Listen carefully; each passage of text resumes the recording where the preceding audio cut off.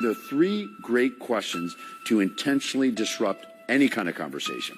One is, what would you suggest? Somebody starts complaining and you just say, well, what would you suggest? If you keep asking that, they're going to move to coming up with some solutions. The second is, what would it take for you to agree?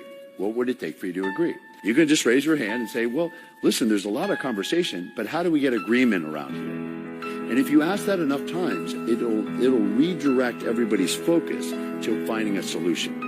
The third great question is to say, can you live with it? I don't know about you, but I've wasted stupid time on this planet having dumb arguments where if I had just asked myself, could I live with it? I could live with it.